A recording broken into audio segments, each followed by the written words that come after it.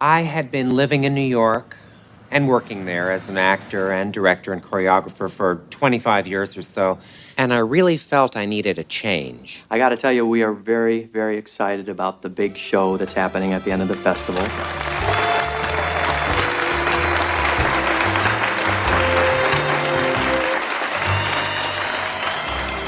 Well, we've traveled long and far today. We must let the women and children rest. Don't you rest on our account, Daniel Potter. We women are just as strong and resilient as you men. Ha, ha, ha!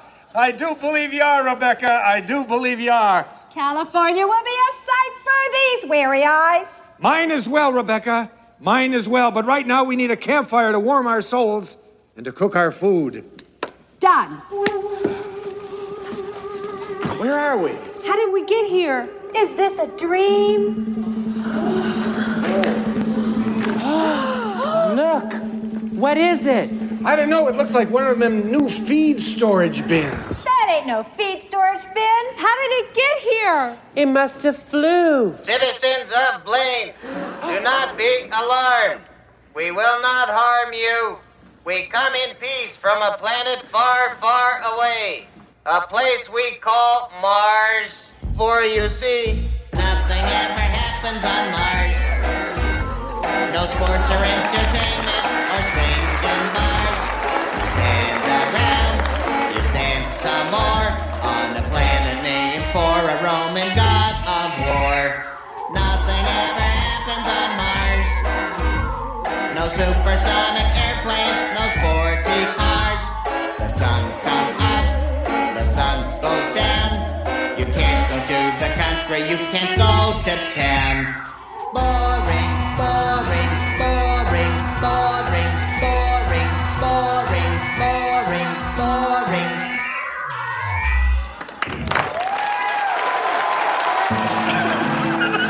This is Infants on Thrones. The philosophies of men mingled with humor. We are the Quorum.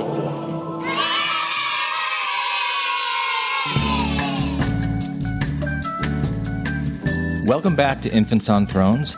I'm Glenn Ostland, and if you're wondering what the heck that 2-minute intro was about, then you haven't seen the movie Waiting for Guffman. And if you haven't seen the movie Waiting for Guffman, well, then I guess you're all just... Well, why don't you tell them what they are, Corky? You're bastard people. That's what you are. You're just bastard people, and I'm going home and I'm gonna bite my pillow. Is what I'm gonna do. Wow, you guys should really go see Waiting for Guffman before Corky bites onto something worse. So today we're going to finish the script reading of How to Marry a Mormon. And if you haven't heard part 1, then stop this now and go listen to part 1, because this really won't make a lot of sense if you haven't already heard the first half of the story. Now, unfortunately, we weren't able to get a full quorum for this reading. Matt wasn't able to join us, and then we lost Jake towards the end due to internet issues. But most of us are here. It isn't quite as rowdy and raucous as the first time that we all looked at this silly script of mine, but we do have our moments. So just to remind you where we are in these 3 storylines, our non-Mormon Jack has been recruited by Jill's father to play a role in his Christmas road show, A Very Nephite Christmas, which was largely inspired by the cheesiness of Waiting for Guffman. Elder Jared Moore has left his mission area in Mexico City to travel up to Utah so that he can stop Jill from getting together with Jack, and he's spreading the gospel like crazy and converting dozens of people along the way. And then Dennis and Sydney are flying from New York to Utah, with Dennis posing as a crudely stereotyped male flight attendant. Now, like I said, we did have some internet issues with the recording, so the sound isn't always great, so bear with us through the bad audio, as well as the bad dialogue, until we eventually get to the really bad roadshow and the even badder multiple endings. Ready? Alright, here we go. So, what did you guys think listening back to it, though? Or any other comments? I thought it was pretty funny, but I don't know how funny it would be to outsiders, but I thought it was pretty hilarious to listen to. I really loved listening back to it. I thought, I like, as soon as we finished recording last time, I just thought, oh my gosh, this is awful. I felt so bad. But then I thought, there's no way I'm going to be able to listen back to that thing. But I listened back to it the next day, and it was just fun. There was a lot of energy in it. So, okay, so we are starting with internal mission home. Elder Snell sifts through the mail and finds all 4 of Elder Moore's letters bundled together. President, we got this stack of letters from Moore and Adams. Let me see that. The president looks through the letters. Wait, is this President Oaks? Yeah. Oh, wait. Okay, yeah. Okay. It's awesome. Okay. It's great. Do it. All of Bob's Mormon male voices are Oaks. Or Oaks, right? I've seen this sort of thing before, Elder.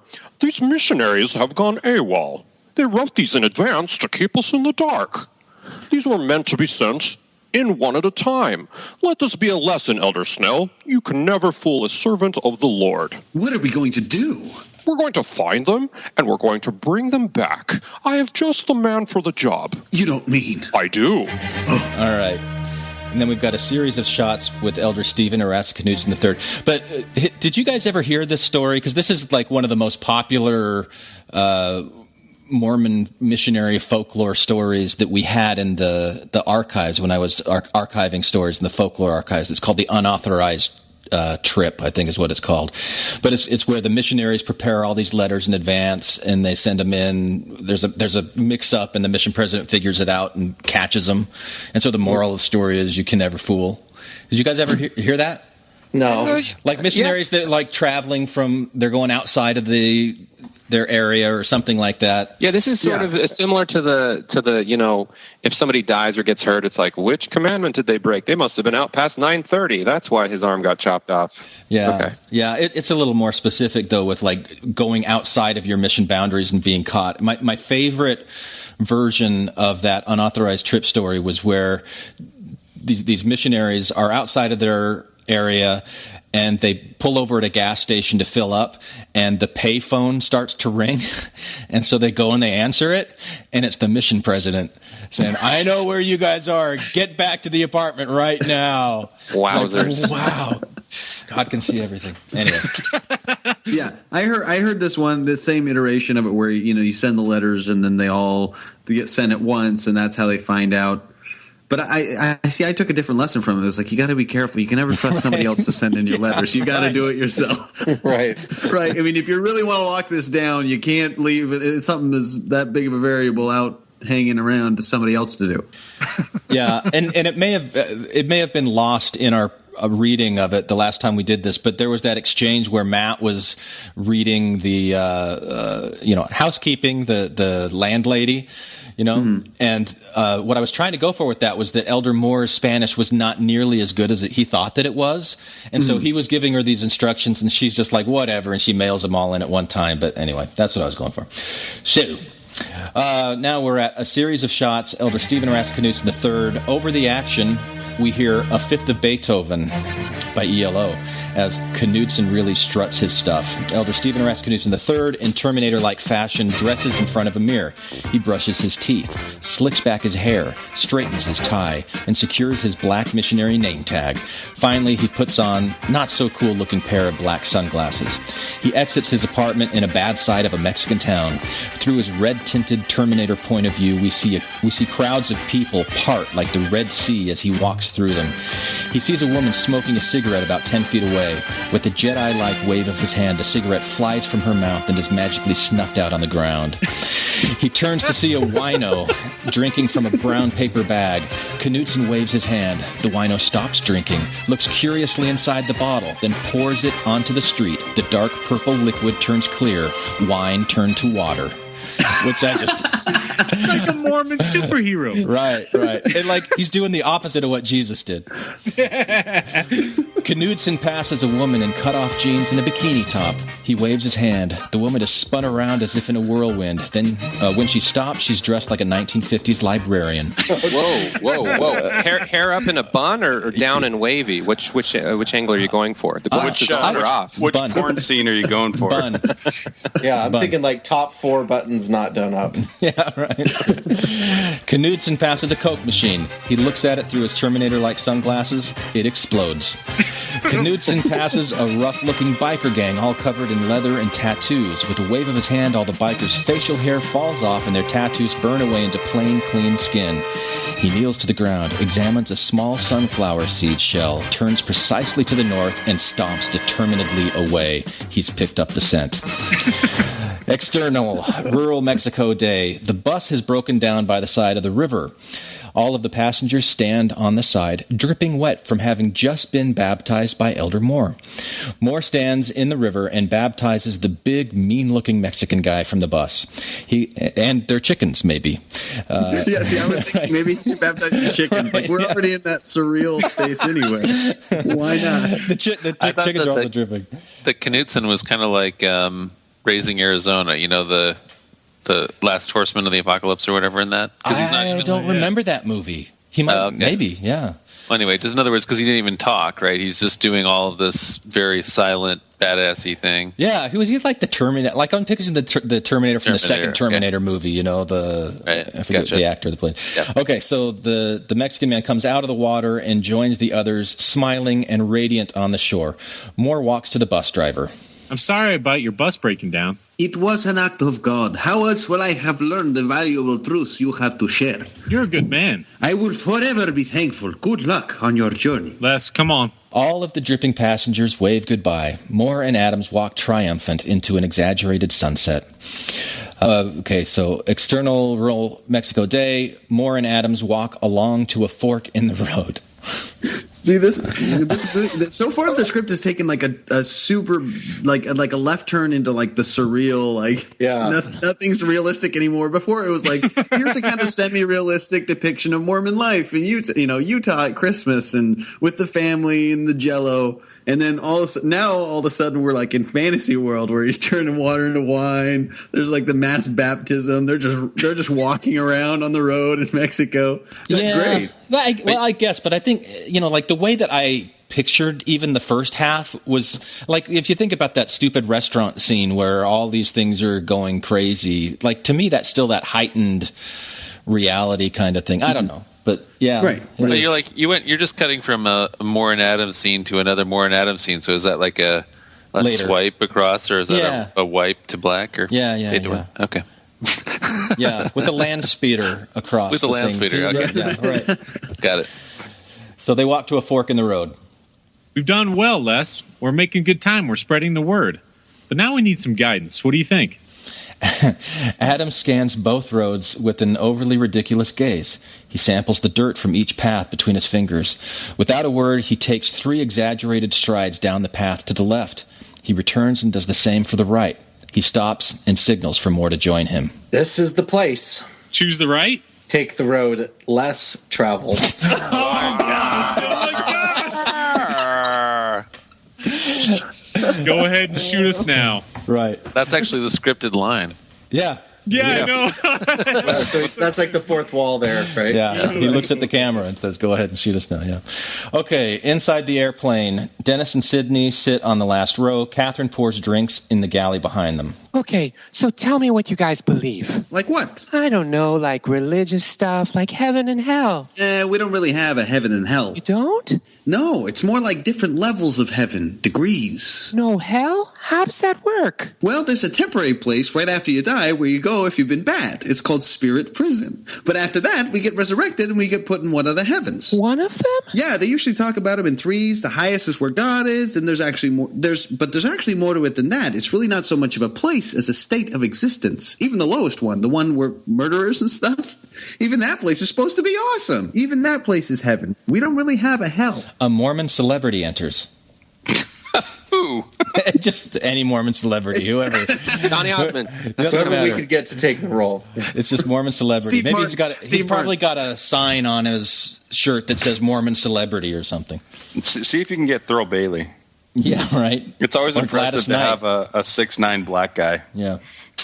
Excuse me, is this seat taken? What are you doing here? Doesn't every Mormon movie need a Mormon celebrity cameo? No. Oh, Dennis points to the galley. Get out. Thanks. I see what you're going for there. You're making fun of all of the cameos in Singles Ward. Yep. It was just cameo after cameo. Yep. Catherine stands with the emergency exit door open and a parachute in her hands. The Mormon celebrity takes the parachute and jumps from the plane. That's great. Where were we? You were saying that Mormonism has no eternal punishment. Well, if someone has a perfect understanding of Christ and then they flat out reject him, then they don't go to any heaven. I guess that's eternal punishment, but that's supposed to be really rare. And even if it's a matter of choice, it's what they want for whatever reason, because they don't want the whole heaven thing. Huh. That's actually a pretty cool belief. I think so. Hey, I thought it was. Unending explication. It's like look, the discussion. I was sifting out the baby from the bathwater, John. I really like this. This is like the discussions. Right. It is. I know. Does he pull out a flannel board with visuals? I'll put that in the next version. All right. And you made it sound so like not that bad. Like, oh, if you don't go to heaven, it's this other thing. I don't know what to call it. I'm not going to say hell. I'm not going to say, eternal darkness. It's just. I'm not going to use the word telestial that I've already decided is pretty. That's a Joseph Smith quote. Telestial's awesome. You'd kill yourself if you could go there, John. Yeah. No, I'm saying that the word is lame. Oh, okay. In other words, Glenn has already said that he's already decided at this point that that's a lame word. Oh, I hadn't. No, but I hadn't. I hadn't at this point. The telestial thing happened years after this, but okay. Yeah. Dennis. So Sydney says that's actually a pretty cool belief. You said that. Yeah. Okay. Mm-hmm. Yeah. Oh, sorry. Okay. I think so. To be able to get to do what you want and still get into heaven. So if everyone gets into heaven, even the murderers and stuff, what's the point of being good? I don't know. Just for the sake of being good, I guess. But you could be a total jerk and still get into heaven. Dennis leans over and puts his hand on Sydney's leg. You could pretty much do anything. Sydney smiles and leans forward to whisper in his ear. Well, you couldn't. All right. Catherine, steamy. Catherine eavesdrops from her spot in the galley. She squints suspiciously and turns away. Because that's not the sort of thing that a gay man like flight attendant would do, right? Oh, I forgot that I'm a flamboyantly offensive gay man. right. God. Why is that so offensive, by the way? No, but this is a private conversation. You've already dropped cover. That's the point. That's how Catherine... Yeah, exactly. That's right. Catherine's onto you. Yeah, you read it exactly right. But like, that one guy in our comments that was like, oh, this is awesome. I'm going to go listen to it 3 more times. And then the next time he's like, oh, no, it was too offensive. I couldn't get past it. Is that really offensive, John? Is it? No, I don't know. I don't know. I wasn't offended. I don't know. So, who knows? I mean, it was like there's a thing where this is a stereotype, which is also commonly the case, which is that male flight attendants are often gay, right? I have a lot of friends who are flight attendants who are gay. It's just Dennis being a dweeb.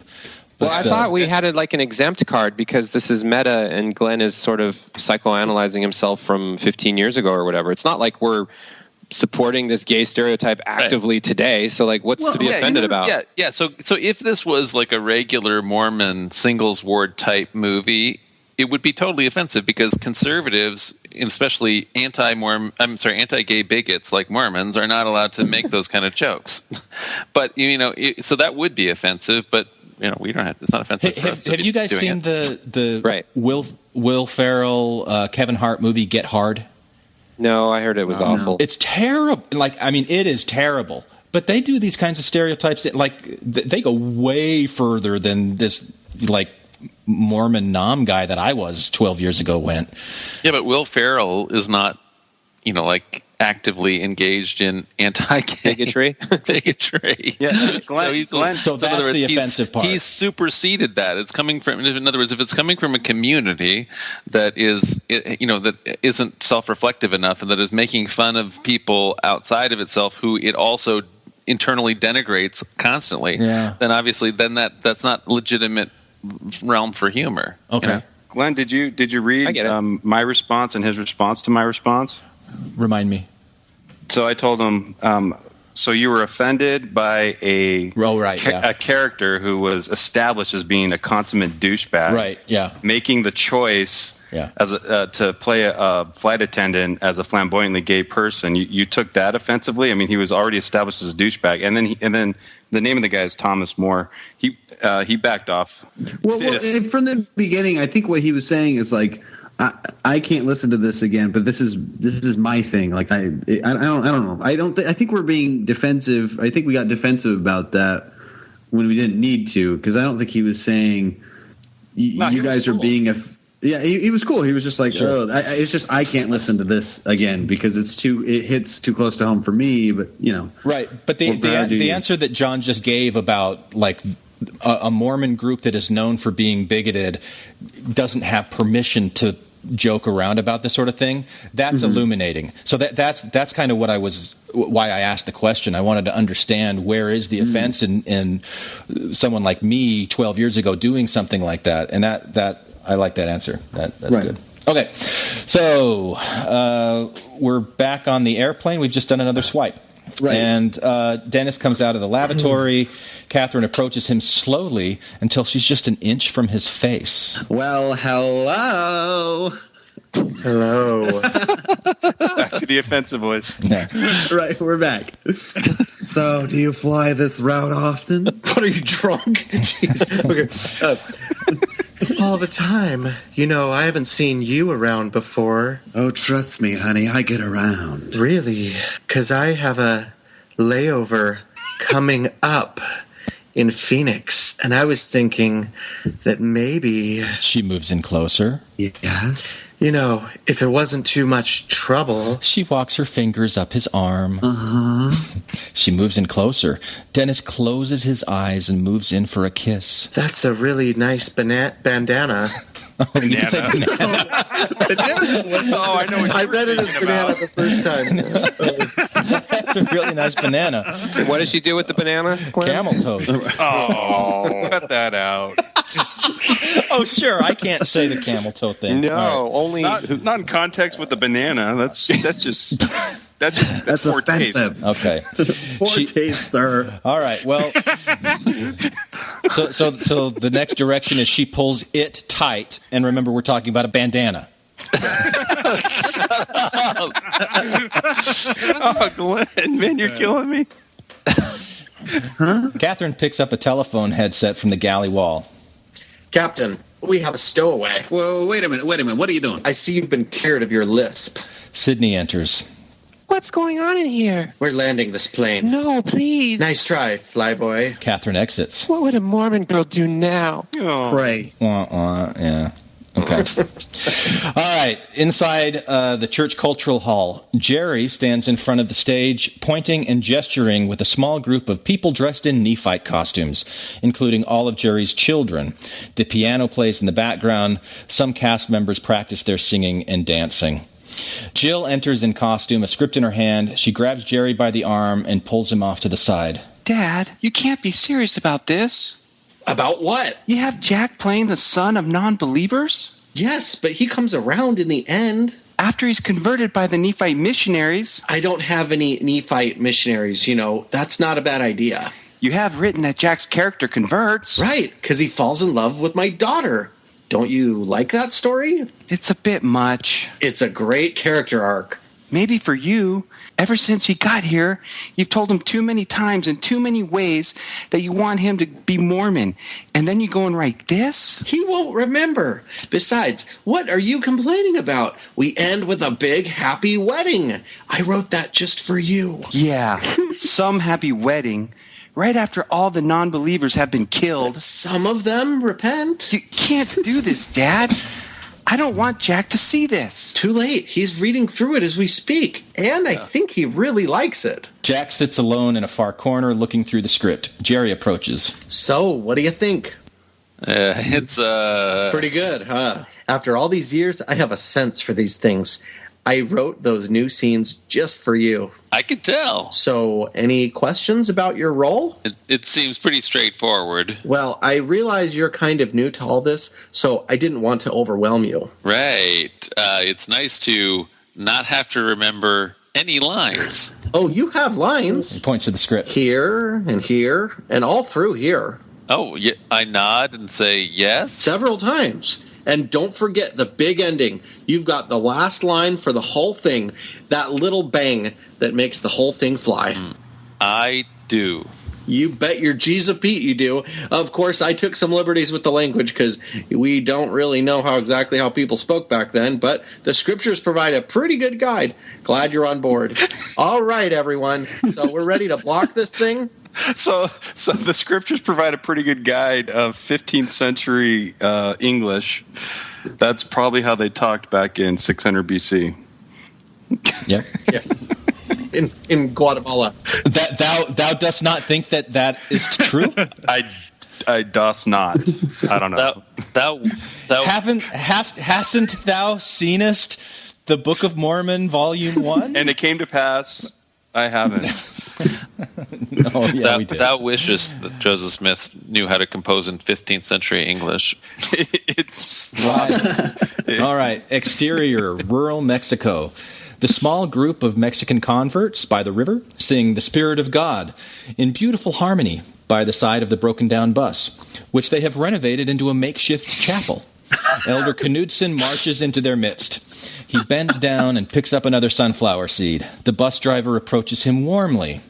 Elder, we are so happy to see you. Knudsen scrutinizes him up and down with his Terminator-like vision.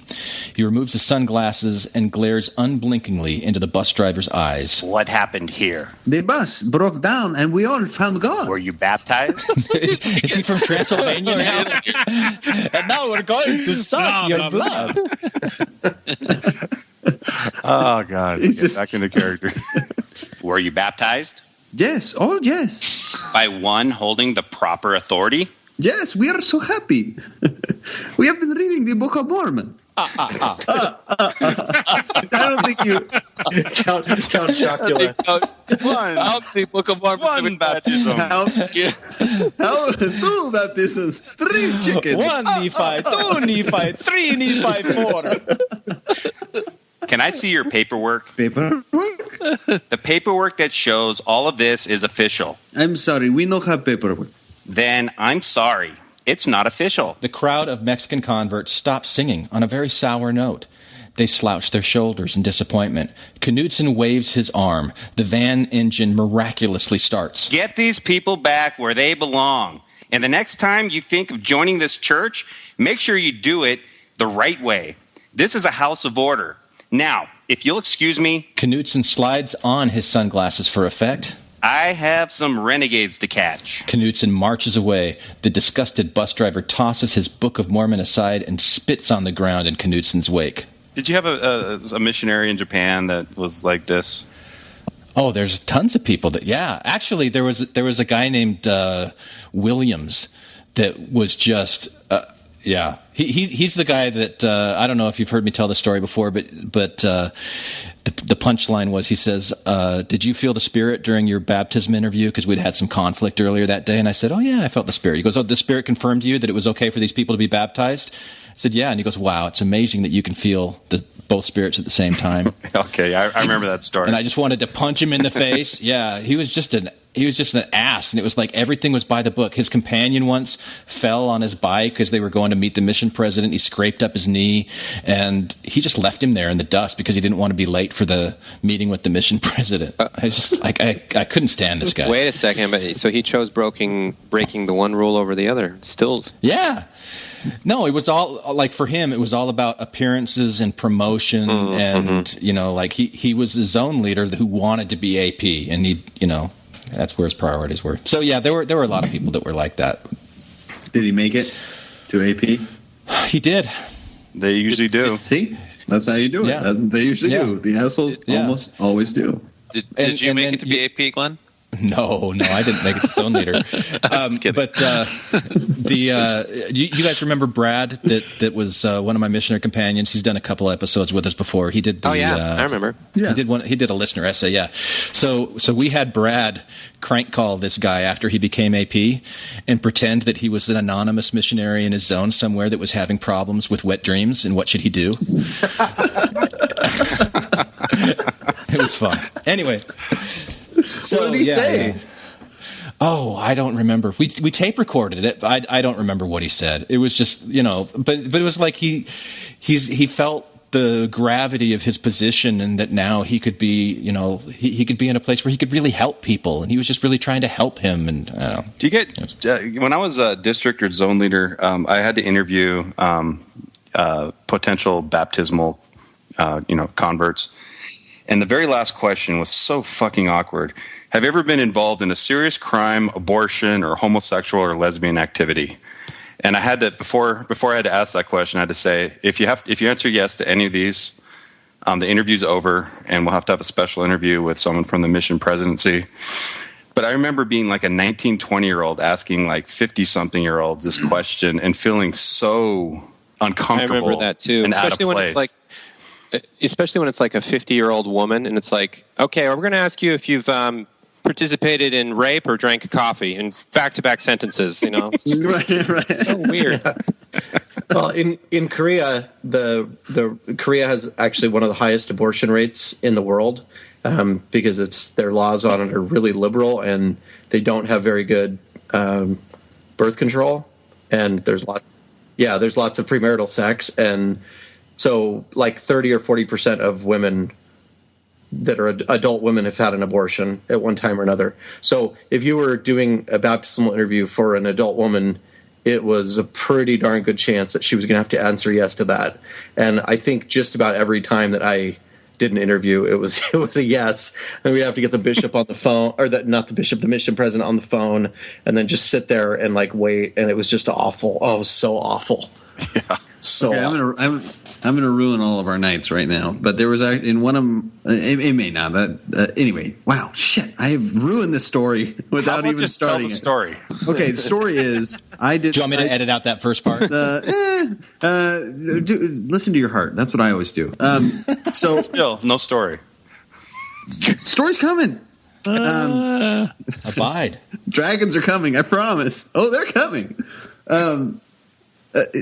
Baptismal interview. I interviewed this guy, and like there was two times. One time was a guy. We found out that this guy had participated in the Shining Path and had participated in like mass murders.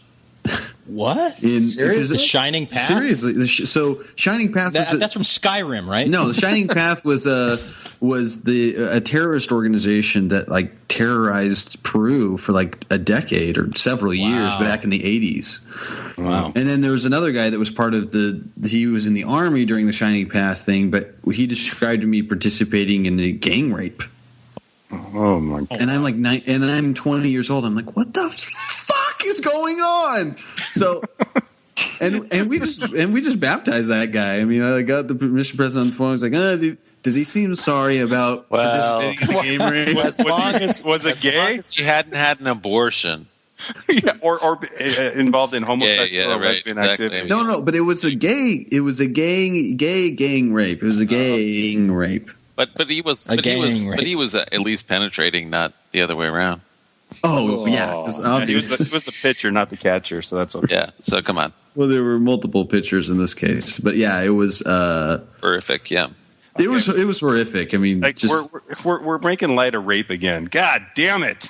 No, I mean I don't want to make I think that it was an awful thing, and I don't want to make light of rape because no, we're not making light of rape. We're making light of the fact that you just like, oh, well, we just wave him through, whereas we grill these poor Korean women.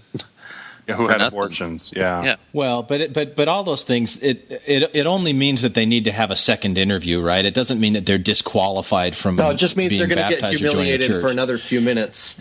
Right, exactly. Yeah, right. Oh, let me call the man upstairs. Hold on. And they have to talk by some 19 or 20-year-old kid that has authority over. Isn't it also kind of a weird exception to be like, you two boys always need to stay together so you stay out of trouble? Except for when you talk to an older woman about if she's had an abortion, then one of you stays out here, and then the other one talks to her. It's just like, what? Yeah, that is strange. Yeah, it's weird. I don't know. The whole thing is weird. I think the story that I had most in my mind when I was doing this Knudsen thing, that he's like coming in and reversing everything that Elder Moore had done, like any good, there's that kind of pharisaical approach. I remember, I don't think I knew this person. I think I just heard the story that in this branch, somebody came to church that was a new convert and didn't wear a tie one day, and the branch president just like reamed him out in front of all the church members, and then he never came back. And I just remember thinking, man, why does it matter? Like white shirt, tie, being nitpicky about all these things. You're missing the point of the gospel. And that's kind of like everything that I've ever done with Stephen Noras's Knudsen. He's that kind of person that's just pharisaical, and that may be one of my early cracks that made me start looking at hypocrisy in Mormon culture. There's kind of a mixed message in here, though, because he is an asshole, but he's also endowed with this incredible spiritual power, right? Where he's doing all this magical stuff. Yeah. The joke is that by being an asshole, you get to do that. No. It's just kind of like a juxtaposition thing. Like, oh, he's able to do all of these amazing things that really aren't having the effect that he thinks they are. I don't know. I didn't quite think it through that far, right. But okay, yeah. Okay, so where are we? We're inside the Jensen home now. Who's Jonas? Just to see if you remember. We assigned Jonas to somebody. Is that? I think it's me, right? Yeah. Okay. You get to hear his little kid voice. But right. but I've also got Debbie, so. All right. Stay on. Be sharp as a tack. Yeah, right. All right. Inside the Jensen home, Jack stands across from Jill, who's measuring his chest with a tape measure. She hands him a Nephite centurion costume for the play, and he tries it on. Right. Jerry and his wife sit at the piano, pecking out one of the songs for the upcoming play. The doorbell rings. Two of Jill's friends enter carrying a large leather binder. Hello. We've heard you have the Slap Smooth guy. Yes, he's right here. Hello. Hi, I'm Debbie, and this is Kelly. We just love your body of work. Thanks. So when we heard that Jill brought you here, well, we made this for you. They open the leather binder. Jack sees an extensive family tree and old photos. What is this? It's your family history. We spent some time in the archives. We were only able to trace it back to 1734. This is amazing. We found some creepy. I think he used the wrong word there. We found some photos and old newspaper clippings. Well, on microfiche. And we got a lot off the internet from some public records. I'm speechless. We also had all the work done for them, so... Their work? You're welcome. What do you mean? They're in a better place now. And you should be too. Thanks so much for coming. Their work? What are they talking about? Jerry and Janice join them from the piano. Jerry takes the binder from Jack's hands. What's this? Hey, family history. Pretty neat. Dad. You should really get their work done for them. You could do it yourself, of course, but you'd have to wait a year until after you're baptized. What? Or we could do it for you now if you don't want to have them to wait any longer than they have to. They already did their work for them. Oh, how thoughtful. I'm sorry. I have no idea what you're talking about. Jack, can we talk? Let's walk. 1734, huh? Not bad. I love how Jill's dad is such a clueless retard. I'm sorry. God damn it. You blew it. Oh, Edit that out. Edit it out. We have a chalkboard with days since we said retard. And you just had to erase it, put it to 0. But all Randy said was retard. We don't know what he was really going to say. He stopped. Retard. He stopped. I have to erase it. Jake. It doesn't matter. Jake said it after. But he was going to say reticent. He just like says stuff that only a Mormon would understand without any like self-awareness of what he's saying over and over and over. It's hilarious. Okay, exterior Jensen home. Jack and Jill walk through the neighborhood. What's all this stuff about after I'm baptized? It's just my dad. You know, I don't hate this stuff. You really have a great family, but did they really expect me to join up just like that? Well, there's this common idea among Mormons that all non-Mormons live some kind of miserable half-life. that existence doesn't really have any real value until their eyes have been opened to the truth. Well, forgive me for saying it, but that's pretty naive. I know. I don't think it's the way it has to be. It's just the way it is. So what's all this stuff about work? Well, it means baptism for your ancestors. For my ancestors? We do it by proxy, like you'll know that. I don't get it. I don't. It's like they... Oh, I can't even say it. Oh, tell me. Okay. When you die, you go to one of two places, right? Well, that's always seemed a little strange to me, but actually, okay. No, it seems strange to us, too. We believe that there is a lot more than two places, but right after you die, after your spirit has separated from your body, it goes to a kind of waiting place. Like purgatory?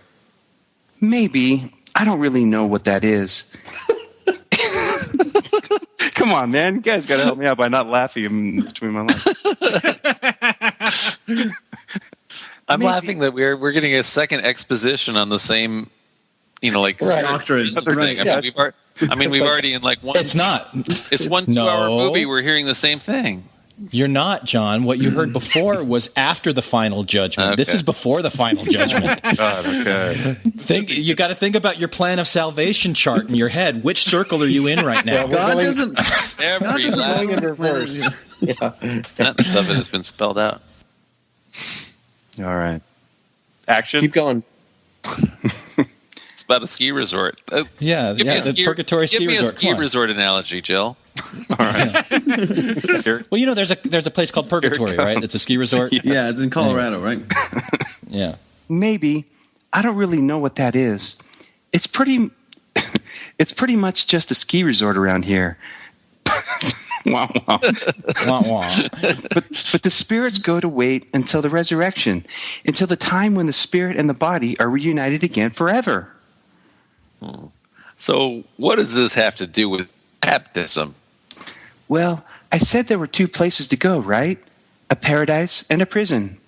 In order to get into paradise, you kind of have to be baptized. Well, all right. I'm sure most of my ancestors were baptized already. By a Mormon. I see. And Mormons have been around since what? 1800s? Since 1830, yes. So when your dad said they've waited so long, he thinks their spirits are in... Exactly. Nice. So you guys get baptized for them, and they're allowed to switch sides. Only if they want to. Well, I'm glad they have a choice. I'm sorry, Jack. This must sound really weird. You guys really want to turn the entire world Mormon, don't you? Pretty much, yeah. Well, it doesn't change the way I feel about you. I'm sorry, let me say it again. Well, it doesn't change the way I feel about you. Oh. Do you mean that? It's fine. I'm glad to be here. I'm glad to be with you. Nice pause. What the pause mean? With you. I don't know, because I don't like these Mormons. Yeah. They're driving me crazy. There you go. I like it. Because it's such a huge part of who I am. Come here. Give me some lovin'. Jack wraps his arms around Jill. She rests her head against his shoulder. Just tell me one thing. Are we through the worst of it, or is it going to get weirder? Oh, Jack. Yeah. The drum beat of an American Indian Christmas music comes from inside the house. Jack and Jill just laugh. See, I think at this point, it would have been really funny if he says, if it's just going to get weirder, and then at that moment, the Mormon celebrity lands from his parachute, having been ejected from the plane right behind him. Perfect. That would be good. Should write that in. That would be good. Just gives him the salute. I'm writing Just it. gives him the salute. I mean, the thumbs up or whatever. He doesn't say anything. Right. Yeah. And then the drum beat. Right. Okay. Outside of an airport terminal, Dennis and Sydney stand dejected on the curb. So now what are we going to do? A semi-truck pulls up in front of them. Big letters on the side of it reads, Victor and Sammy Weinstein, Weinstein Products of Love. Victor and Sammy Weinstein are two slippery lounge singer-type shysters with thick New York accents. Victor sticks his head out of the driver's window. You look like you could use a lift. Join us. Outside, rural Mexico, a beat-up pickup truck drives down a dusty road. Elder Moore sits next to Mr. Garcia in the cab. His Book of Mormon is open, and he reads as Mr. Garcia drives. And I exhort you that once you have received these things... Elder Adams sits in the back of the truck with a horde of Garcia children and a couple of pigs. Next to him sits Eva Garcia, who is staring at him. Elder Adams is staring back. Her little brother punches her in the arm. Eva, stop staring! At the Garcia household, the Garcia family, dressed all in white, stands by a river near their beat-up little house. Elder Moore stands in the water. Eva approaches him. Elder Adams follows. Mind if I do this one? If it's all right with Sister Garcia. Eva nods. She and Adams lock eyes and stare at each other throughout the entire baptism blessing. Eva Garcia, I baptize you in the name of the Father and the Son and the Holy Ghost. Amen. I should have said Holy the Ghost. Yeah, you know you wrote that wrong too, right? Did I? The prayer? Yeah. No. It's what in is the name it? of the Father and of the Son and of the Holy Ghost. So I missed the of the Son. Yeah. Oh, I've only got one of. Yeah. Oh, maybe I did it on purpose so that Knudsen could disqualify No, it? I don't know. I haven't read that far. We'll find out. Well, so the next line is from Elder Moore. There's another part you forgot. Oh, yeah. He dunks her, eyes still locked together. Elder, you forgot to say being commissioned, Elder. Adams leads her from the water, oblivious to anything else around them. Moore follows them. Mr. Garcia points to a small beat-up motor scooter. In thanks for this great gift you have given my family, I want to take you to this. May God be with you on your journey. Outside at rural Mexico, from high above we see the beat-up scooter motoring down the road. Up close we see Elder Moore at the controls. I don't know why I did this. Wearing a spiked Nazi riding helmet and a dusty pair of goggles. What is Behind Nazis? I don't know. Nazi? Where'd that come from? I don't know. Behind him sits Elder Adams wearing an old football helmet without a face guard and equally goofy goggles over his equally goofy glasses. Behind him sits Eva Garcia, no helmet or goggles, arms tightly wrapped around Adams. Adams smiles goofily, and we enter into his daydream. So how would you a series of describe- shots. How would you describe Adams in one word? Glenn? Yeah, without saying goofy over and over again. Jeez. All right. Maybe we could put that in the Sunstone presentation. How would you describe Adams? And the only options are goofy. Okay. So this is his vision. It's in the Garden of Eden. Adams awakens from a sleep beneath a large tree. He rubs his ribs and looks over to see Eva, who walks towards him. He stands and takes her by the hand. They're both dressed in strategically placed fig leaves. Adams has his black missionary tag firmly affixed to his bare chest. Wait. So he rubs his ribs and he doesn't realize that there's one missing? Right. No, that's the that's the nod. Yeah. He's like, where is it? Oh, there it is. It's in that honey over there. Yeah. Cartoon flowers blossom around them. Cartoon animals cavort around the garden. Did I say what the song was? Zippity doo dah. No.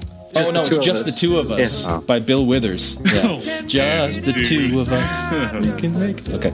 Adam picks a bouquet of cartoon flowers and hands it to Eva. You get the whole Adams and Eva thing? No, that is not clear. No. Yeah. That's pretty subtle.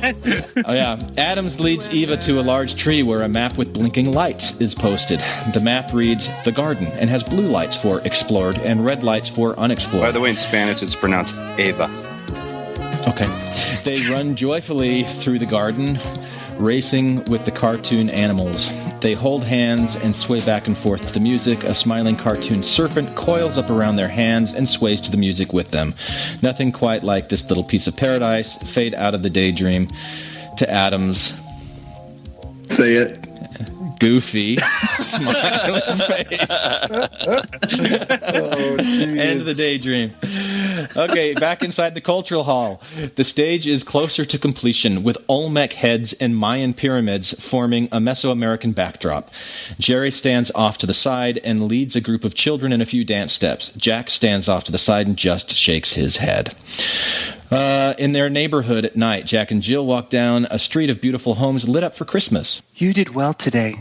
It's not a difficult role to play. I've had much worse. Still, I am so embarrassed. Jack walks in silence. Why is it in italics? Don't think too hard about it, Randy. Just read. Okay. I'm just wondering if it was lyrics. I was supposed to sing it, like she was singing the song. You can if you want. I don't know. Isn't this the part where you're supposed to say, "Don't worry, it's okay"? Well, it's a bit uncomfortable. It actually started to get to me a bit today. This isn't exactly what I had in mind when I offered to come home with you for Christmas. Then you don't have to do it. We'll tell my dad. You just won't do it. No, it's pretty funny, actually. I don't... You don't what? I don't get how your dad doesn't see what he's doing, that's all.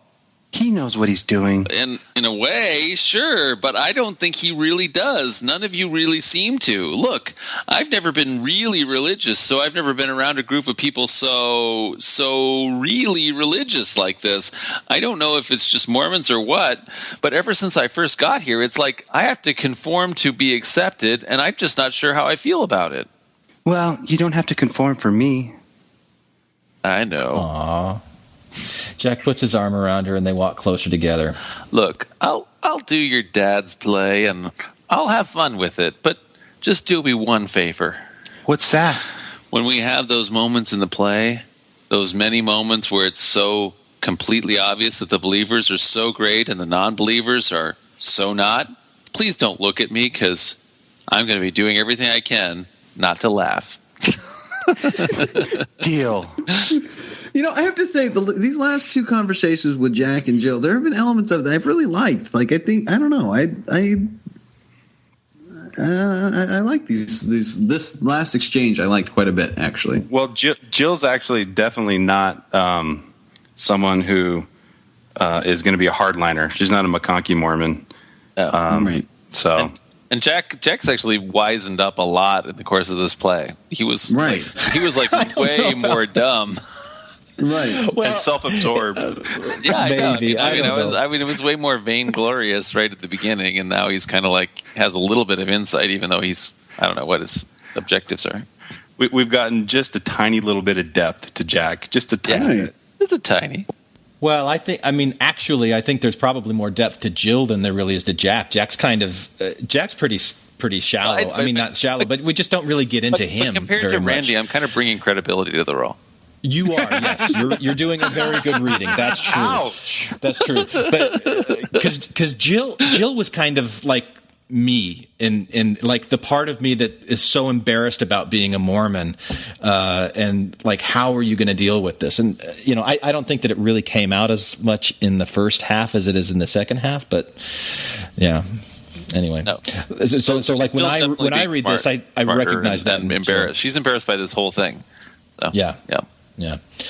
But still, like one of my favorite comments from the first one was when Jake made the point of saying, "Oh, what was it? Like the very nom language about the Lamanites that were generally righteous, or no, the generally, like they weren't all bad, And so like that made me open my eyes and look, oh yeah, because I was like a lot of this exposition about Mormon beliefs was kind of what's good, what's bad, because I still thought that there was like redeemable stuff about the church that I was proud of, but then there was this other stuff that I wasn't proud of. Right. And if I wrote this thing today, it would be very, very different. But anyway, okay.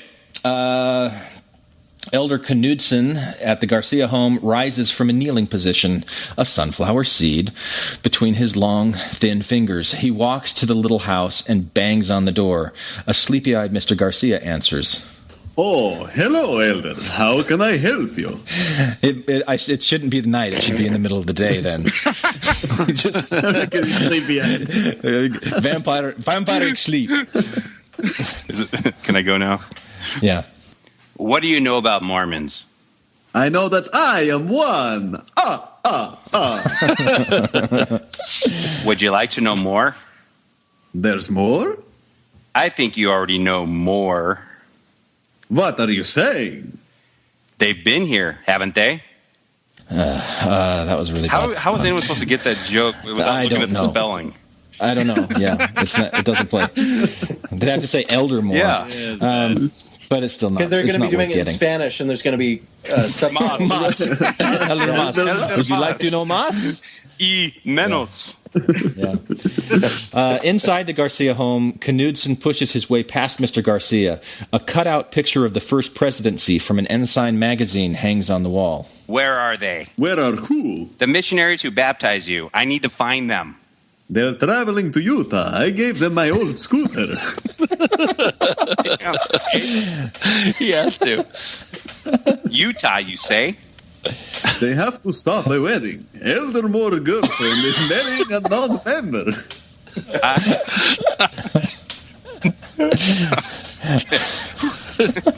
I wish Mr. Garcia had said Utah. I see. They are bad missionaries, Mr. Garcia.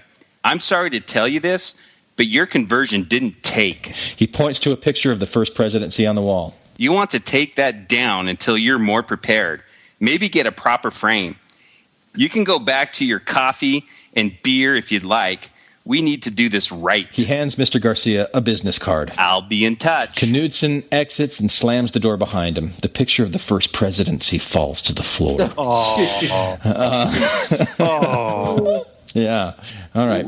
Inside the Jensen house, Jack and Jill and the entire Jensen family are gathered together in the front room, all dressed in their Nephite costumes. Ready to break a leg out there tonight? The family cheers. Yay! Yay! Tom's like 3 of the kids, so. Tom, can you simultaneously do 3 kid voices cheering? No, I can't. Sorry. Let's just pretend. All right, gather in. All the family puts their right hand into the center of the circle. Oh. Lord, we humbly thank you for our tremendous blessings, our great talent which exceeds others' talents beyond measure, and the opportunity to humbly share our exceedingly great talent with others. We do this tonight for you.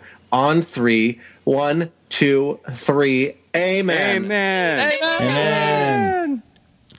Okay, inside a Greyhound bus. The bus is decorated for Christmas with one pathetic Santa Claus streamer.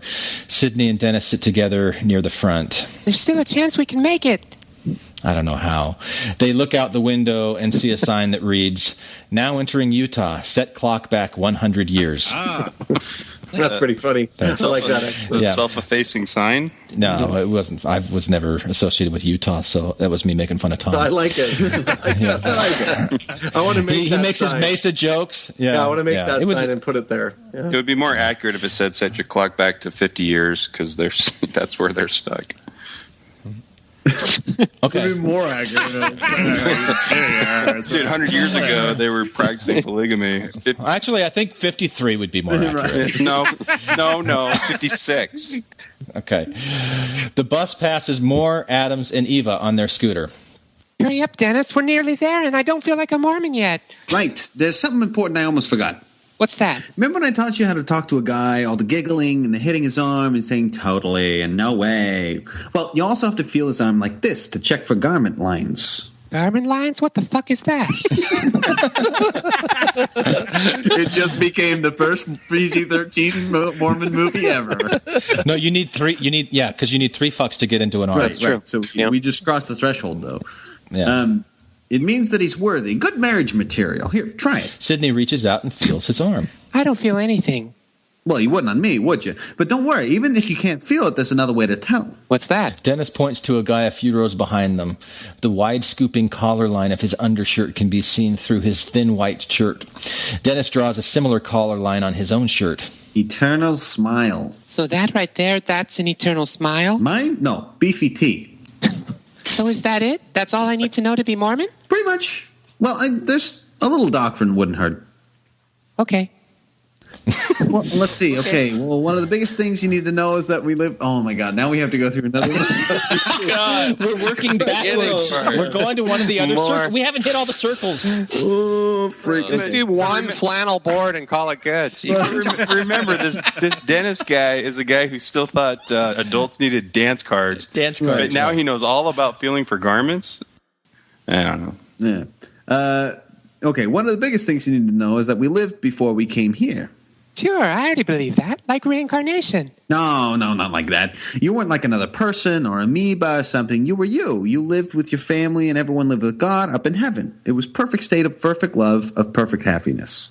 Okay, so if it was heaven and it was so perfect and everyone lived with God, why did we leave? To learn. To learn what? To be more like God. Wouldn't we have learned more by staying with him? Well, we'd already gone as far as we could go. We had to come to Earth to get a body and learn to be more like God. Why did we have to do that? So we can go back and live with him again someday. But isn't that where you said we were when we started? This doesn't make any sense. Okay, so let's skip the doctrine. Oh, there's Glenn's. There's another edgy commentary. Yeah, I like it. That's my It's edgy. good. It's good. Oh, sure. Before you were saying let's just do one flannel board presentation. This is the flannel board. This one. I didn't like the other ones. There. All right. Okay, where were we? Dennis? There's more important stuff to being Mormon anyway. Like what? Where's Jake go? Well, we lost him. He's got the 3 dots. Uh-oh. Oh. Like missionary work, converting others. No, that's not how he did it. Let's go with it.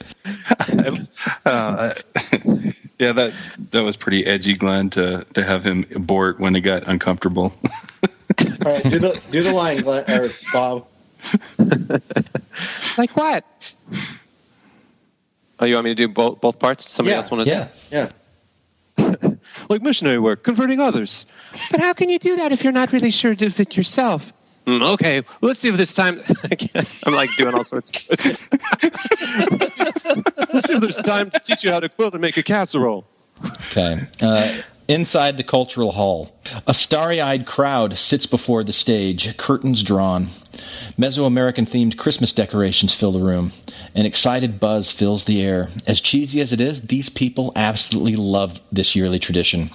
The lights dim, the music rises. A small but amazingly proficient orchestra plays the opening prologue. Okay, Jake just texted me that his internet cut out and he has to restart the modem. Okay, just a minute. Who's the singing mind woman? Ooh, I get to sing? Yeah. You got to come up with a tune for the stanza. Yeah, you got to come up with a tune. Okay, the lights dim, the music rises, small but amazingly proficient orchestra plays the opening prologue, which I totally ripped off from Waiting for Guffman. Right. The curtains open to a stage designed to look like Mesoamerican culture. This is an overly cheesy play that is meant to be performed over the top, an overzealous performance given by overly earnest, although not overly talented performers. Opening song, 0 BC. The music begins. I kind of like that, 0 BC, but anyway. There was no 0 BC, right? Yeah, but this is Jerry's. Yeah, he's setting the stage for us. The song is called 0 BC. No, they started with joke. 1, but okay. The joke is he doesn't know that there's not a 0 BC. Okay.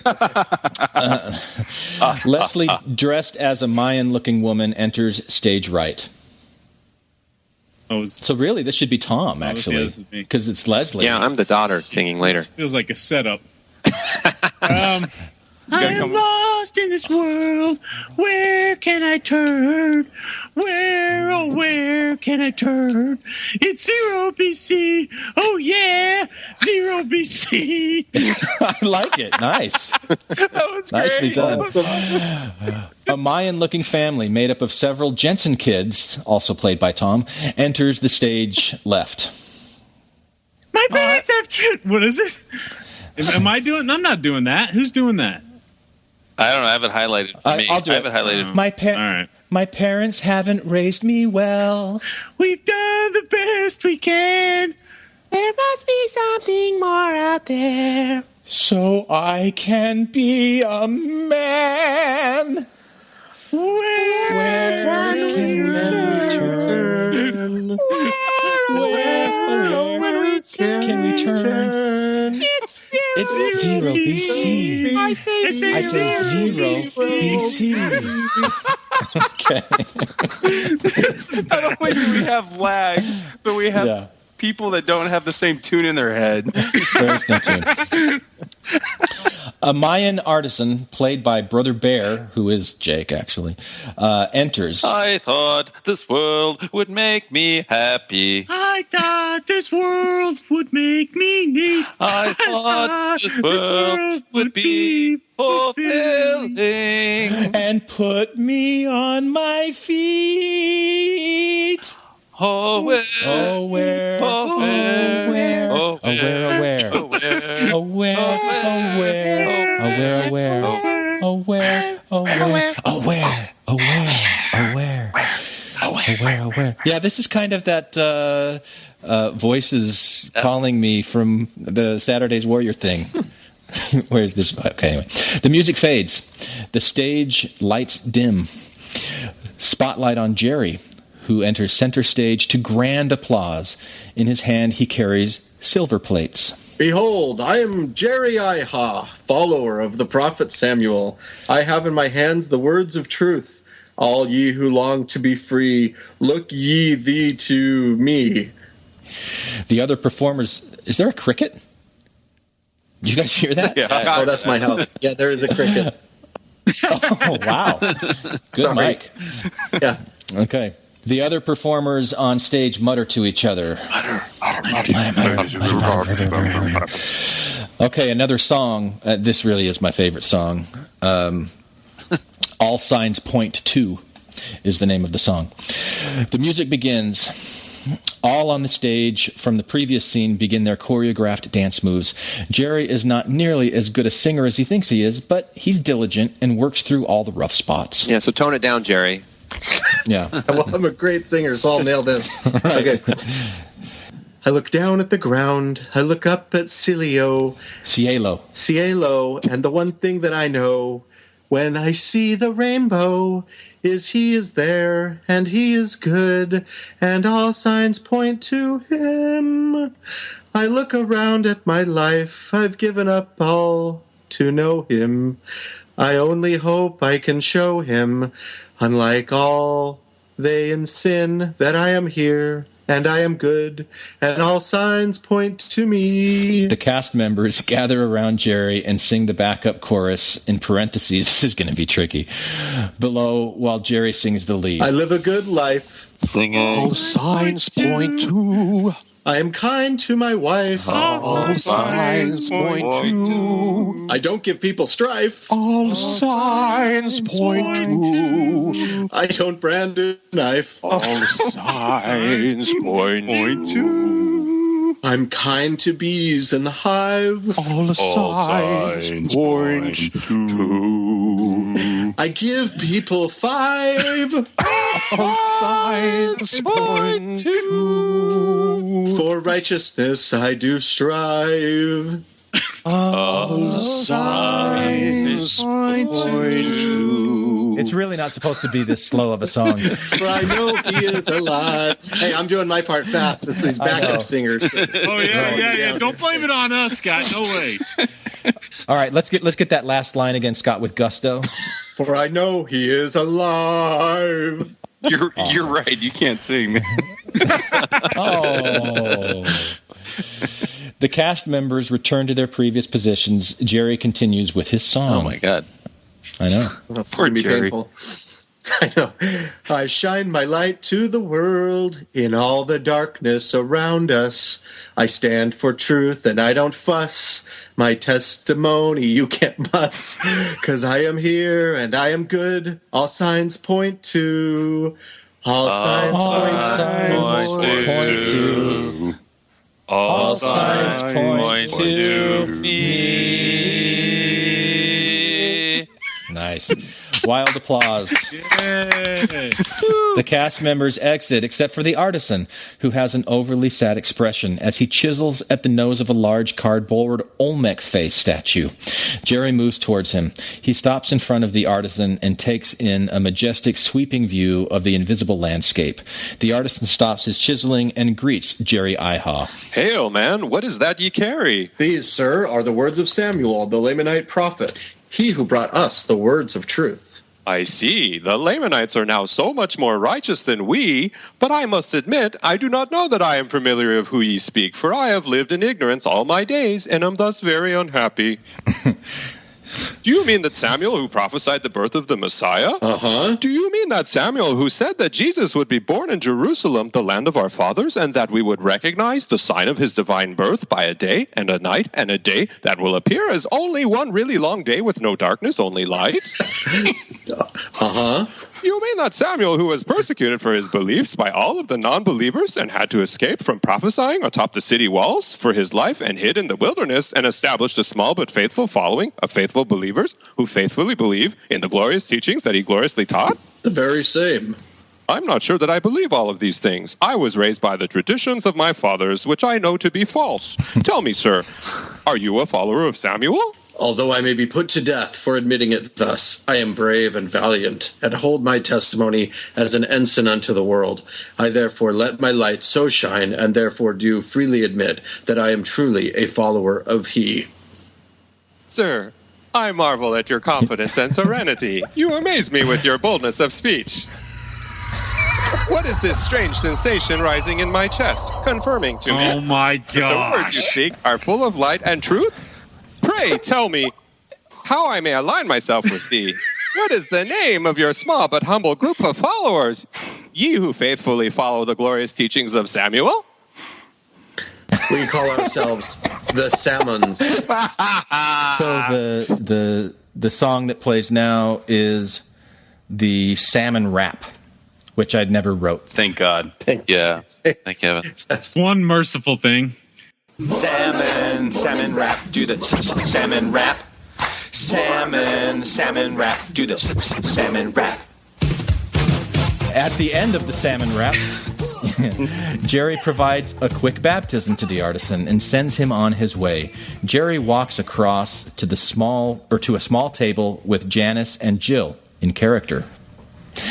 Greetings, husband, the leader of our home. Since Jake isn't here, I'll do Janice. Oh, yeah.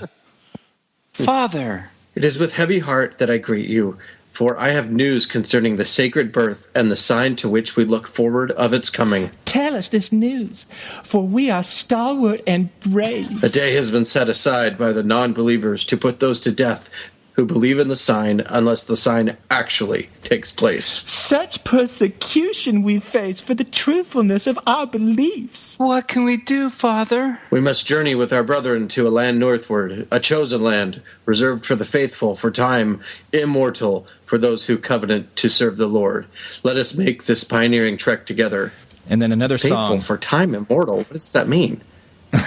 Did you mean time immemorial? Immemorial? No, Jerry meant to say time immortal. Oh, okay. It's the play within the play. Yeah. Gotcha. It gives me cover for all kind of mistakes. So, Yeah, right. that's what it was. Sure. So now Okay. they sing the song, Salmon Your Children, sing as they walked and walked and walked. As they sing, Dude, this is bad. It's real bad. Jerry, Janice, and Jill. Salmon your children sang as they walked. And walked and walked and walked.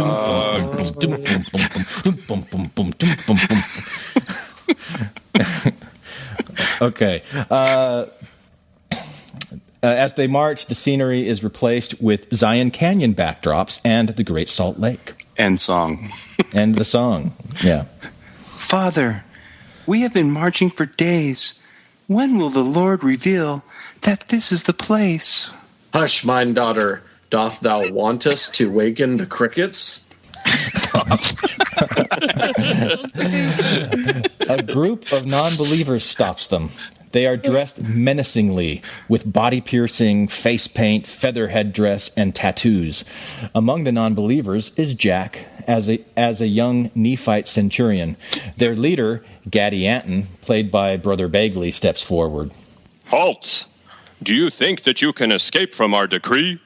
The day soon comes when, if the sign is not given, you shall be put to death, unless you will deny the Christ. We shall not deny the Christ. Okay, then just look out.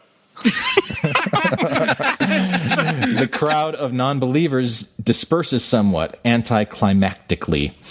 All except for Jack, who stands frozen to his spot, staring at Jill. Son, I see that thou art an impressive specimen, and hast great merit and potential in the eyes of the Lord. Thine only sin is this, thine ignorance that has been brought about by the false traditions of thine fathers.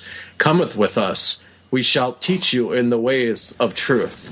Inside the rest stop at dusk, the bus is parked at a rest stop on the side of the road. Sydney and Dennis stretch their legs alongside the bus. I hope they hurry. We're running out of time. They watch as more Adams and Eva ride on the scooter. Okay, let's go through this again. Role play. We did this all the time on my mission. Best 4 months of my life. So, I'm Jack, and you're his newest Mormon gal. Sydney does her best Mormon girl impression. Hello, Jack. She hits his shoulder playfully and feels for garment lines. What do you want? You're a totally great guy. At least I think so from an eternal perspective. Of course I'm great. I'm the freaking slap smooth guy. I've been fasting and praying, Jack. I feel the Spirit confirming to my heart that you are the one for me. We're soulmates, Jack. I feel that we were together in the pre-existence. Won't you take me to the temple and be sealed to me for time and all eternity? Perfect. They watch as Knudsen marches alongside the highway, tirelessly determined, Terminator-like.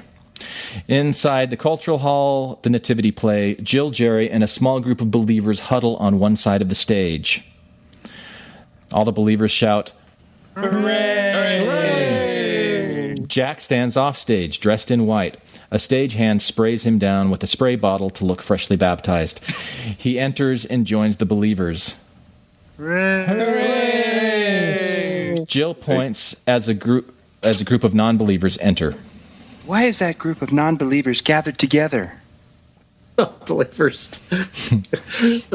They hast cometh here to slay us. Look, the sun, it has set, and yet there is no darkness. Yea, behold, this is verily the day, and the night, and the day must liken to one really super long day that Samuel hath spoken of doth. We're saved. We'll see about that. The non-believers move forward, knives in hand. An earthquake rumbles. A cardboard boulder falls from above onto the non-believers and crushes them dead. They twitch and writhe on the stage. And the death throes. They are dead. Tom, you gotta do this. Hooray! Hooray! Daughter, I believe this is for the final sign we have been waiting for. And since Amula Jack hath now been baptized, it is now appropriate for you to marry unto each other in the eyes of the angels and all these witnesses for all eternity and beyond. Gather together. Amula Jack? Really, Amula Jack? Yeah. Amula Jack. Amula Jack. Okay. The cast gathers so around subtle. for a wedding. Santa Claus enters from stage right on a cardboard sled pulled by llamas. The children in the audience are delighted by the sight of Santa. A few elves jump off of the back of the sleigh and throw candy canes into the audience. Santa approaches Jack and Jill with an open book, ready to marry them together. Jill bites her lip and looks very nervous. She's struggling to accept this.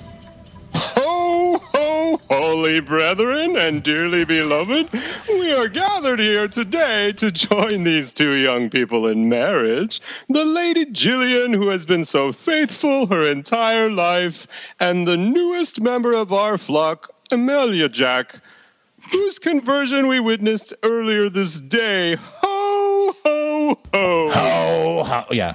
Jill removes her headdress and breaks character. Wait, no, I can't do this. Jerry tries to stay in character. Yes, you can. It's your wedding day. No, Dad. I like Jack. Yes, we all do. We all love Amulet Jack. No, I mean Jack. I really like him. And he doesn't have to convert for me to want to be with him. He's a great guy, Dad. He doesn't have to be anything else. Hark, another sign up in the sky. Stop it, Dad. Why do you keep pushing this?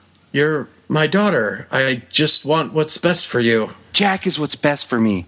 He's the best thing that has ever happened to me. Think about our articles of faith. If there is... Come on, let me get through my life. I know, but I'm in pain. Okay, go ahead. If there is anything beautiful, lovely, virtuous, or of good report, we seek after these things. Yes, and we make them Mormon. No, we accept them for what they are. Jack, I love my family. I love my religion. They may seem kooky and quirky to you, but they mean the world to me. Mormonism makes me happy, and I love that. But I am falling in love with you too. And while I might... shit. Okay. And while I might... why do I want to put might in there? I don't know. It's not there. Yeah. And while I admit that I would love it if you shared my beliefs, you have shown that at least you respect them, and you haven't tried to change me. And that's more Mormon than most Mormons. Ooh. The audience watches with mixed curiosity and bewilderment, not certain if this is part of the nativity play or not. I want to be with you, for who you are. You are kind and tolerant and patient and loving. You don't have to change a thing for me. All I want is for you to continue to be patient with me and be loving to me, even though sometimes it will all seem so weird. Do you think you can do that? I do. They kiss. The audience cheers. Santa gives a ho, ho, ho. Elder Moore rushes in from the back of the cultural hall. Stop the wedding! Stop the wedding! Sydney rushes in from the opposite end. She sees Jill and Jack's arm and immediately loses all composure. Jack, you can't do this. We aren't finished yet. I'm a Mormon girl now. I'm a Mormon. Marry me. Sydney and Moore rush to the stage. Elder Knudsen steps out from the crowd and confronts Elder Moore. All right, Elder, you're coming with me. Whack! Sydney slams right into Knudsen. Their heads smack together and they both fall to the floor. Jared, what are you doing here? I have to stop this. You can't marry a non-member. Think about this reasonably. Think about your kids. Don't you want a forever family? I'm not marrying anyone. This is a play. Duh. Besides, don't you believe in God, Jared? I'm a missionary. Then you must know all about kindness and love and charity. Sure. Moroni, 70-40 something. What's your point? It's Elder Perry right there. It just hit me that I'm in a love triangle with Tom and John. Sorry. And guess who's going to win, Tom? What's it going to be, Jill? Jared, you're a great guy, and you'll make a great husband to someone someday, but I'm in love with the slap.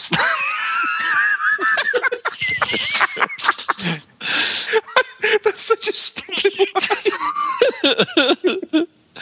Okay, let me wipe the tears from my eyes. Okay. Jared, you're a great guy, and you'll make a great husband to someone someday, but I'm in love with... I can't get through it. Okay. But I'm in love with the slap smooth guy, and I'm willing to work to build a forever family with him. Sydney rolls over and hovers over the fallen Knudsen. Knudsen opens his eyes and sees Sydney framed in light. Finally, the ministering I have been praying for. Are you an angel? Sydney rubs her head and smiles at him. Cut to black.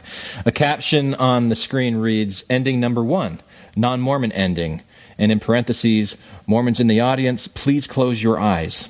Inside the cultural hall, the cast members stand on the stage. Jack and Jill walk to the front, hand in hand. Jill, I love you too, and maybe someday we can live here in Utah, but this place is just too weird. Is there any way you would come back to New York and move in with me? I thought you'd never ask. Waka Chicka, 70s music plays in the background. Oh my God. I know. Jack dips Jill into a full-on make-out kiss. Not halfway here. Full-on. Yeah, full-on make-out kiss. Now we're rated R. It's a hallelujah. Waka Chicka guys always do a dip. Jack instantly sprouts a porn stash. Jack turns and winks at the camera. Jill makes a sexy model pose. Cut to black. A caption on the screen reads, ending number 2. Mormon ending. Non-Mormons, brace yourselves. Inside the cultural hall, the cast members stand on the stage. Jack and Jill walk to the front, hand in hand. Jill, I've been thinking about this. I don't know what this feeling is, but looking around at you and at your family, and all of you actually, at what you seem to have, I realize that I am missing something in my life. I want what you have. I want to be a Mormon, Jill. Jill, let's be Mormon together. People, nice. That was good. People in the audience are teary-eyed. Jill's sister Leslie leaves the stage and approaches Elder Moore. I love you, Elder. This is your masturbatory moment, Tom. What? Because you're also more Jared. You're Jared. Yeah. Oh, I'm Jared. Oh, yeah. Okay. I love you, Elder. Leslie? Les? I never... Forget about Jill. You can start a forever family with me. Les needs more. Oh. Leslie moves in for a big kiss. Moore reaches out and shakes her hand. He turns to the camera and winks. Always keep them wanting more. You know what? I gotta go brush my teeth after that pathetic line. That's bad. Dennis, teary-eyed, walks to the front of the stage, sobbing, I want to be a better person. Sidney takes Knudsen by the tie. Baptize me, you massive hunk of a man. Hundreds of non-Mormons rush in through the doors, including flight attendant Catherine and Victor and Simon Weinstein. All the non-Mormons in unison, baptize us too! Everyone breaks out into laughter and high fives. It's a celebration for the world. Of course, cut to black. What's that?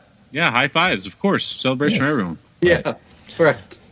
Cut to black. A caption on the screen reads, and now for what maybe possibly really happened 2 years later inside the cultural hall. See, I think this is my Wayne's World. Yeah, we need the Scooby-Doo ending. This is the Scooby-Doo ending. Yeah. I don't know. I would have got away with it, too, if it wasn't for those meddling kids. Right. I should have.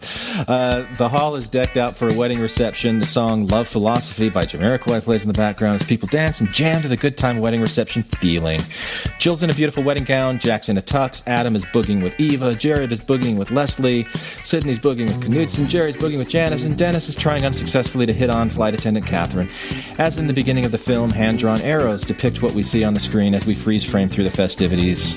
2 arrows point to Jack and Jill's wedding rings. Married. 2 arrows point to Knudsen and Sydney's empty ring fingers. Dating. 2 arrows point to Leslie's engagement ring and Moore's empty ring finger. Engaged. 3 arrows point to Adam's and Eva's wedding rings and her protruding belly, respectively, multiplying and replenishing the earth. A 4th arrow joins the other 3, twins. 2 arrows point to Dennis, who is dancing beside Catherine, and Catherine, arms folded, turns away, striking out again. An arrow points to a visible collar line under Jack's tuck shirt. Eternal smile or beefy tea. The scribbling disappears and the following words appear. Boy meets girls, boy meets girls, boy gets girl, happy wedding ending. Happy wedding ending. Search for fulfillment, fulfilled, analysis, another cheesy Mormon movie. Thank God it's over. Almost. There's no clear indication whether Jack joined the church or not, but for the keen and desperate Mormon eye, there is a crystalline Salt Lake Temple figure on the gift table. That should be enough. They all dance and boogie to another song, and it's done. Shine a Little Love? Yeah, by ELO. These were the songs I was listening to at the time. A lot of ELO love. I was waiting for the... I love ELO. I do love... Yeah, there's 3 in here, isn't there? Yeah. Yeah. Yeah. Is that the "Shine a Little Love in Your Heart" song? No. I'll put it on the. That was fun. I will say this, Glenn. Thanks for letting us dump all over this. And it is. I mean, you're such a creative person, but this just to be able to write this and come up with this and everything, like, and you must just. This was a lot of effort. Like, it's a lot of time that you spent on this. So. Yeah, it did. It took a lot of time. But like I said, I was avoiding writing my dissertation, and I don't.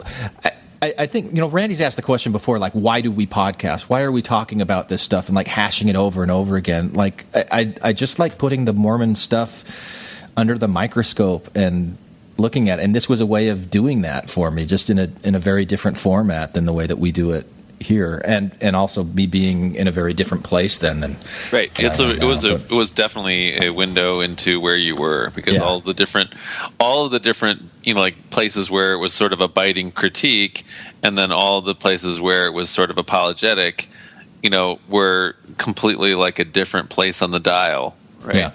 Yeah. Right. I mean, it would be like the part about the bikers with the tattoos and like they're all menacing and everything. It's such a window into what or the scene where she's got the bikini top on and he's like waves his hand and puts out the cigarette, like all this outward manifestation stuff that was bugging you. Anyway.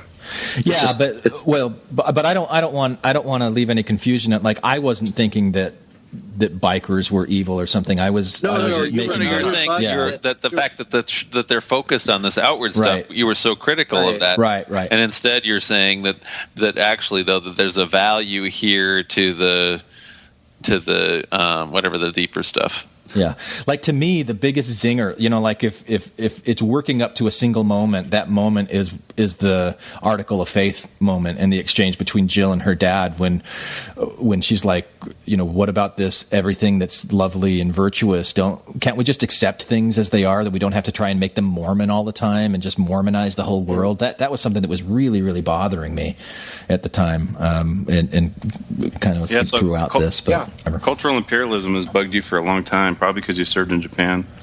Yeah, but also because I studied folklore, studying folklore and studying the culture the way that I did, and then like looking at other cultures, like having my eyes opened up to how myopic we are, and how like we look at ourselves like we're the standard that all the rest of the world has to rise up to, and I hated that. Yeah, I mean we're so parochial with our culture, and then to try to imperialize that to the world is almost cartoonishly funny.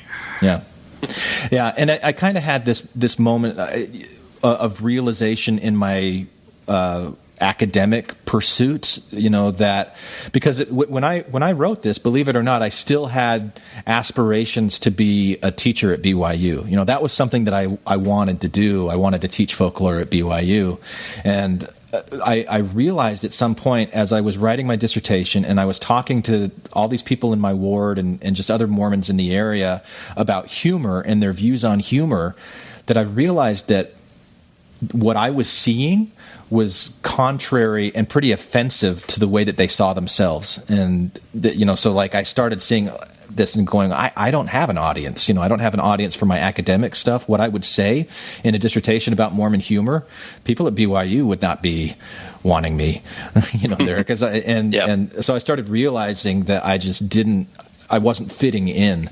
That's one of the reasons why I just stopped the dissertation. I didn't even go forward with it because it was like a punch in the gut to me with the whole thing. So anyway.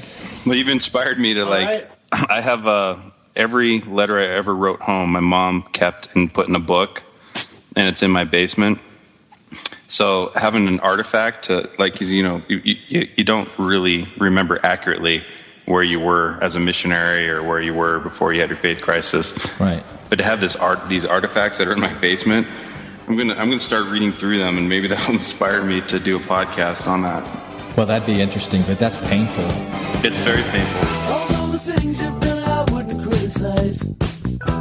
I guess you had to wait it. You see, I've gotta make you understand. I know it sounds a foolish thing to say, but it don't matter, baby. That's the day's another day. You shine up on my life. You shine up on my life. You shine up on my life. Let me see. Hi, this is Karen from the United Arab Emirates. That's in the Middle East. And I am a light set on a hill in the midst of my Muslim brothers and sisters. At least that's what they tell me at church. You can comment on this episode on the website, infantsonthrones.com. And if you really like what you hear, give the Quorum a 5-star rating and write a short review on iTunes. I did. Anyone for the closing prayer? You shine up on my life. You shine up on my life. You shine up on my life. Let me see.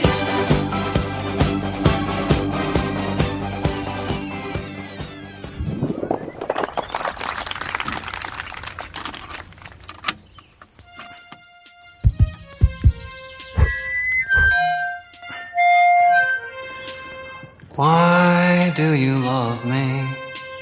Why do you need me? Always and forever. We met in a chat room. Now our love can fully bloom. Sure, the World Wide Web is great, but you make me salivate.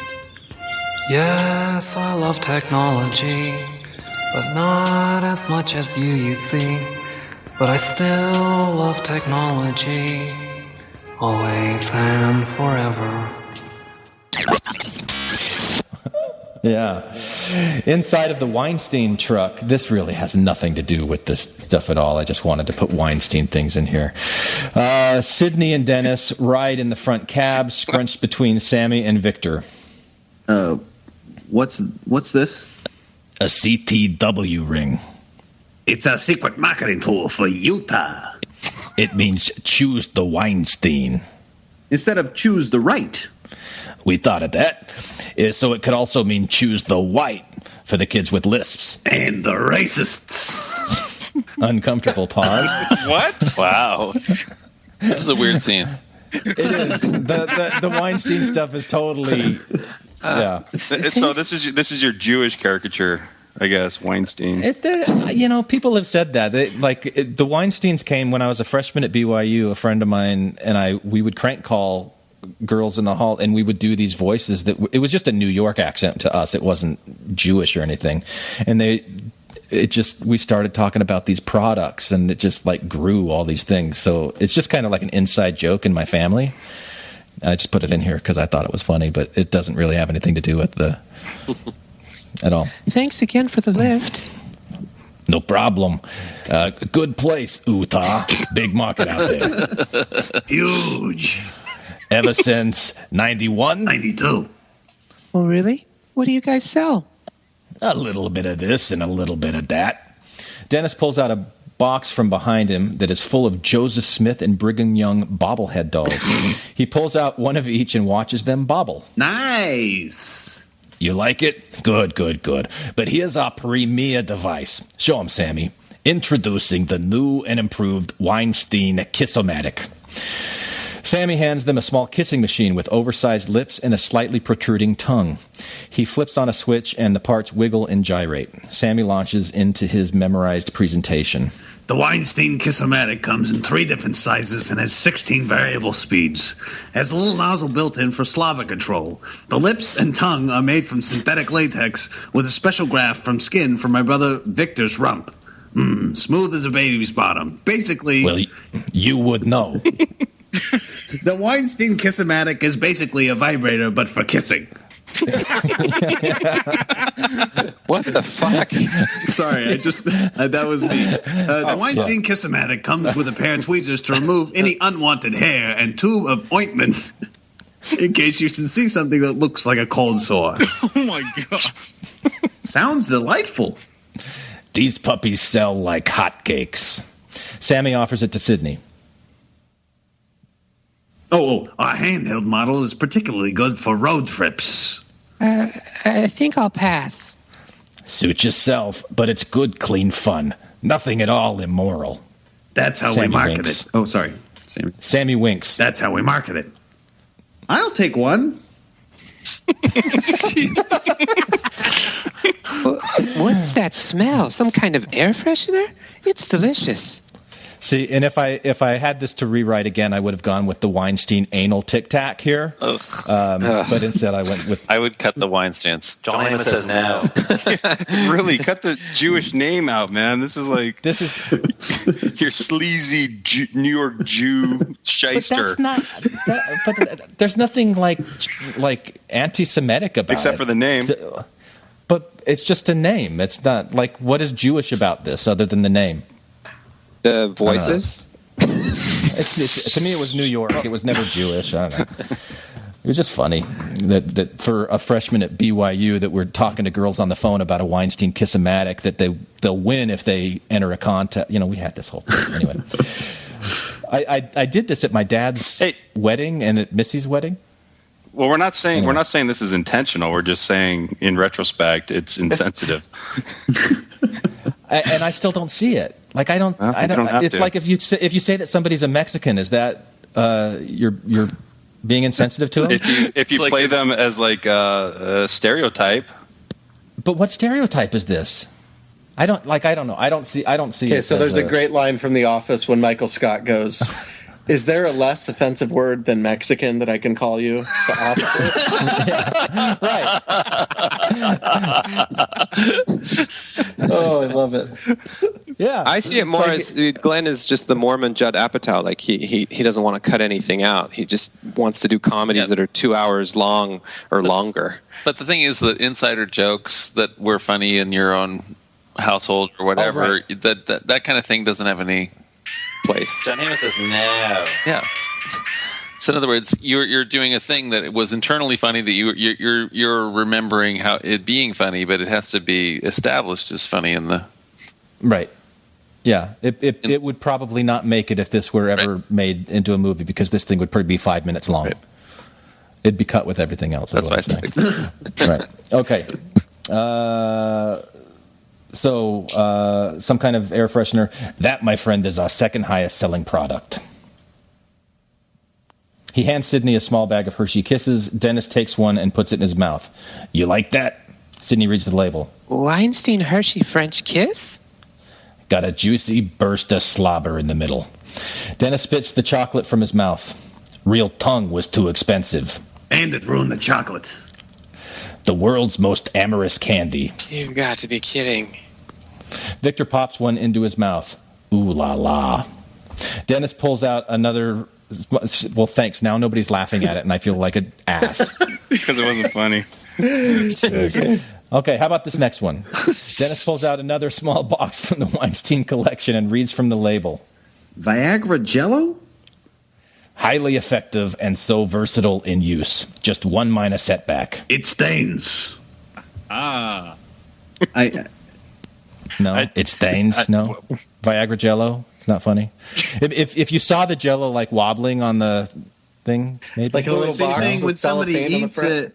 When somebody eats it, then it stains their mouth, so it's clear that they've taken some sort of performance-enhancing drug. Is that what you're saying? We hope. No, we hope that it stains something else. We hope it stains their mouth. That's what we're hoping, Jake. Yes, just stay innocent.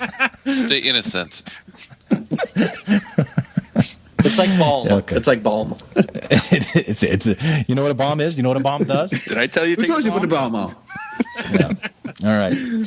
Okay, there's sirens, flashing lights. Oh, no, not again. Oh, it's me. I have Tom's line. Pull over. They pull over. An officer speaks into the megaphone.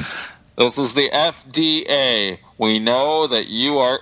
we know what you are carrying. Step away from the vehicle and keep your hands in the air. Yeah, this all should be cut. Wow. I don't understand the scene. Like, what's the point? How does this advance the plot? Please continue with the scene so we can finish the scene. Put your hands in the air and read your fucking lines. Thank you for listening to Impact on Brown. Infants on Thrones. Hey guys. Have you heard that Infants on Thrones is doing a panel at Sunstone this year? Duh, of course.